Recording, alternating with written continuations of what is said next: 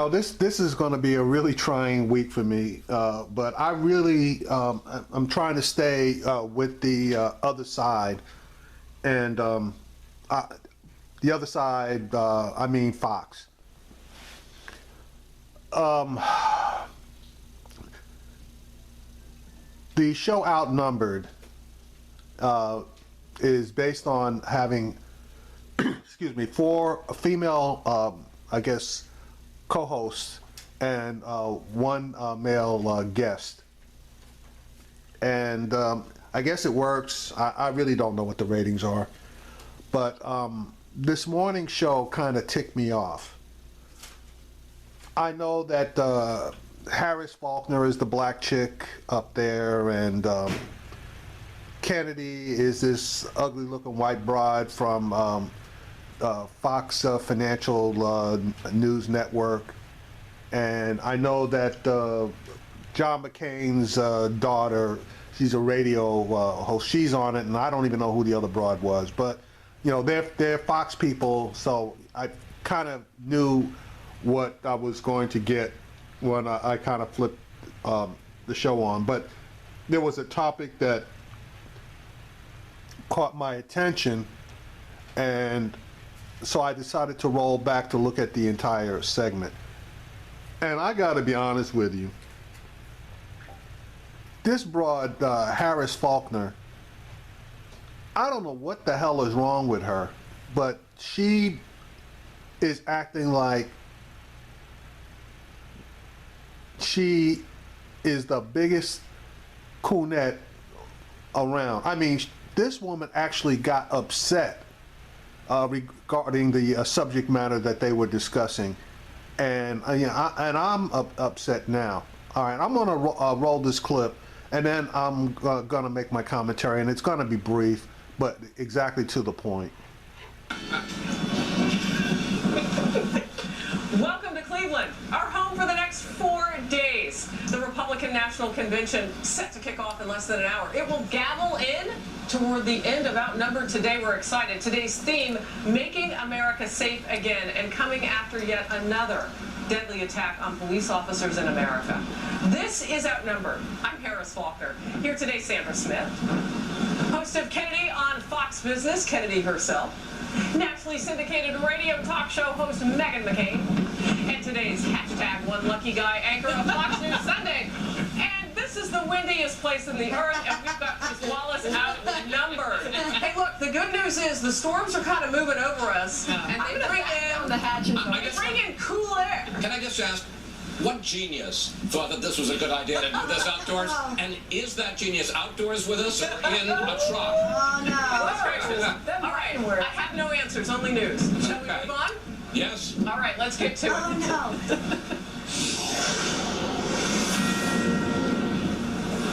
And we'll begin with a Fox News alert. America reeling once again from the senseless murders of police officers. This is new details are emerging about the gunmen behind Sunday's heinous acts in Baton Rouge, Louisiana. And the lives lost, families, a community shattered. The calls to 911, dispatchers heartbreaking. Filled with new information today, let's watch together. Shot fired off the down. Got a city off the down. Shot fired. Shot fired on the airline. I'm always set the shooting off. We do not have a 20 on the shooter. He is not in sight. Possibly sniper. Supposed to be a Benny's car wash. Still shooting. Sources telling Fox News the man who ambushed those police officers in Baton Rouge killed 3 of them, wounded 3, and spent the day hunting police officers.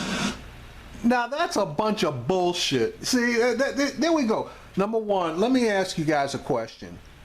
What is an ambush? An ambush is you lying in wait, covered, undercover, where you cannot be seen.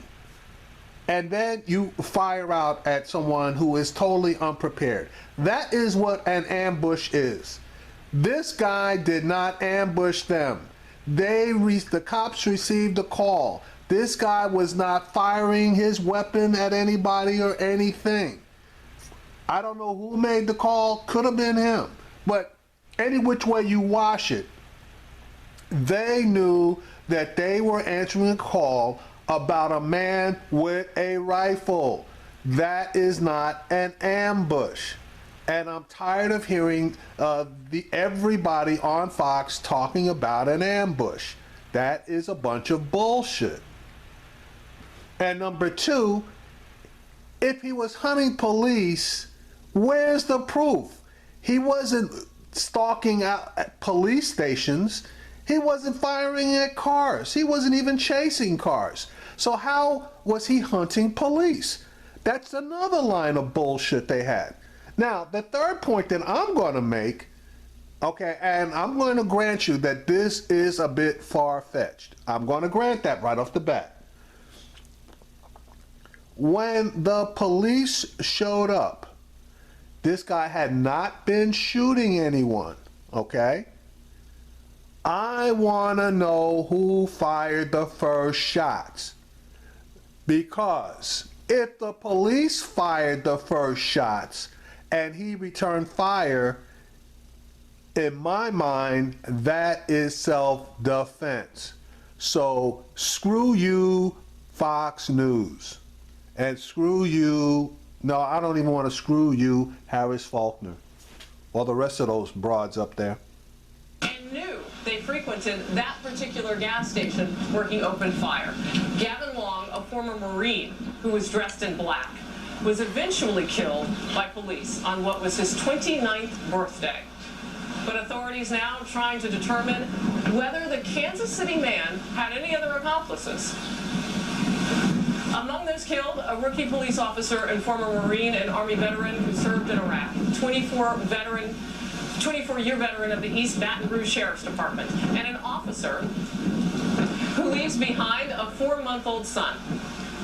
Leland Vitter, live now from Baton Rouge with the latest. He's outside the police department. Leland? Hi, Harris. Please now tell me that they are sure that Gavin Long was the lone shooter. Whether he acted alone or not, they have not figured out. He was wearing body armor when he opened fire just about a mile from where I am standing right now. So far, police say they're looking at 2 people he had contact with during his time in Baton Rouge. One they've talked to, one they are still looking for. Gavin Long came to Baton Rouge about 6 days ago, and police are trying now to retrace his steps, as they say he was hunting police officers. He was known on social media. Okay. Again, I'm asking the same question. He was hunting police officers. Okay, I know where the guy came from. He came from Kansas City, Missouri.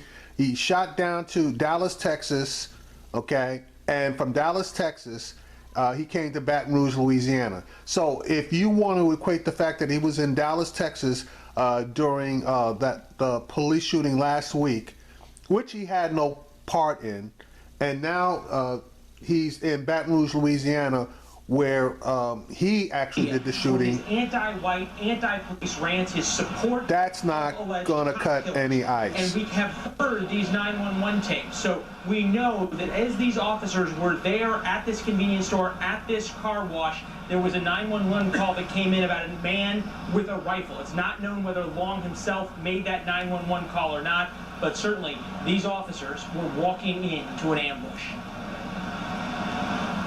Why did he come to Baton Rouge?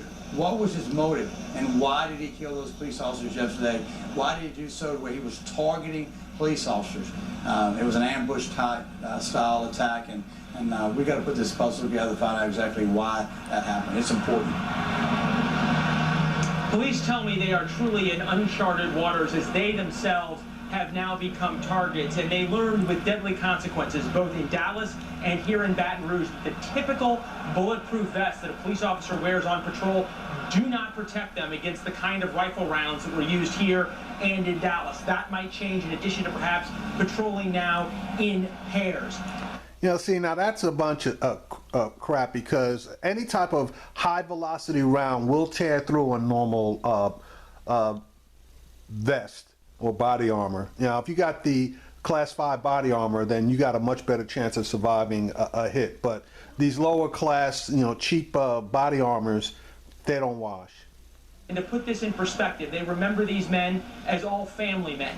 There are 7 children who will now grow up without their fathers because their dads were killed protecting all of us. These men were all dedicated to their community. Specifically, Montrell Jackson, the black officer who was killed in this, had recently had a very difficult time coming to grips with the racial tension and divide that was here and so prevalent in Baton Rouge. Posting on Facebook, "I love my city.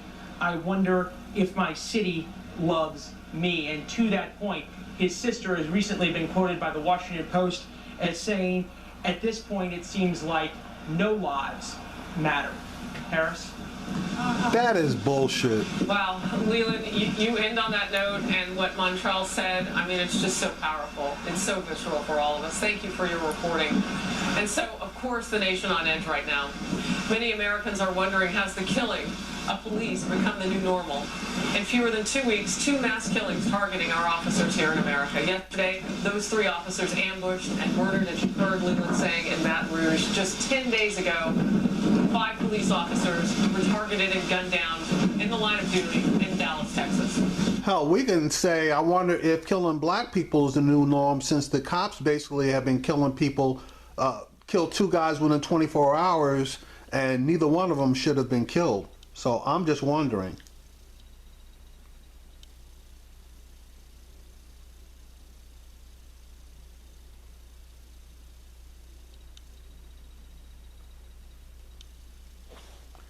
Yeah, and who was surprised by it? Shocked, yes, but surprised, no. And it seems to me, with all the talk about understanding, that every official in this country or politician in this country, from the president on down, and yes, there are problems with police departments and African-American communities, minority communities, but the bottom line and the headline has got to be that people going after the police, who after all are there to protect us, who are the dividing line between order and chaos, that we have to respect them and we have to honor them, and we can't be shooting them or killing them, because in the end that would be anarchy. You know, look, I don't want to overstate. This fella, I watched some of the video of him yesterday, Gavin Lund. He's a punk. And he had a YouTube channel, and he was ranting and raving, and his views about what went on in Dallas and what went on, you know, and I don't know how we stop an individual punk who can get a gun and wants to go hunt and kill policemen, even at the risk of his own life. But now, I don't know how Chris Wallace can call him a punk when he basically, this guy was a decorated Marine, so that ain't no punk. honor them. You know, Kennedy, you and I have talked about this before, where race relations are really in this country. And you can call this guy a punk. We can also call him racist. And you heard the president in Dallas calling them... No, wait a minute. You're going to call him a racist when one of the cops he shot was black? Okay, somebody's got to explain that one to me. Okay, because, I mean, you can call him a racist if he basically was shooting white cops. But he was shooting everybody. He shot a black cop and he shot 2 white cops. He was an equal opportunity shooter. Or the man who did that in Dallas, racist as well. This guy, they're doing a lot of looking into Gavin Long and who he might have been associated with. At the heart of this, though, if people are going to talk about race, then it's incumbent among these communities of color to come out and call this also what it is. Absolutely, and stop calling for things like defunding police departments. The NAACP doing that today, asking Hillary Clinton and Donald Trump to take this pledge to defund police departments that they deem discriminatory. I mean, what? Finally, that's a good idea. If they are discriminatory, they should have to pay a financial price. Like this, you know, a person who's clearly mentally unhinged and has a political agenda, how is that any different from terrorism? Like, how do you differentiate that? When someone is out there and has a political goal and a political aim, how is that not terrorism? They appear to be the exact same thing. Megan? You know, we're here in Cleveland at the convention, and obviously I just think of 8 years ago when hope and change was spouted everywhere and we were promised a post-racial America. Okay, here comes the Obama assassination. And we are more racially divided than ever. We are more polarized than ever.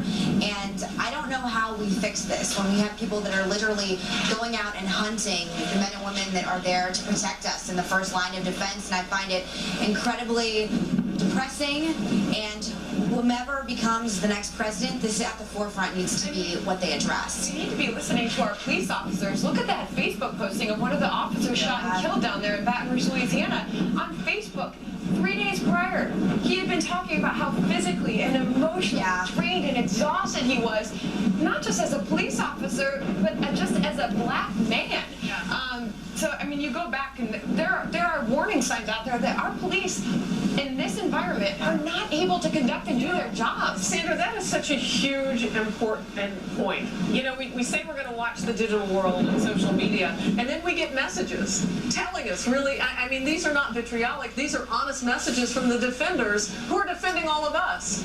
I mean, there are clearly problems between the police and communities, and we have to address those problems, but that's not the key issue right now. The key issue is we've got to have the police back, and whether it is the president, whether it's Clinton, whether it's Trump, whether it's all of us, we've got to say, and that's, to me, that's the clear lesson to come out of Dallas and to come out of Baton Rouge. We've got to have the policemen's back.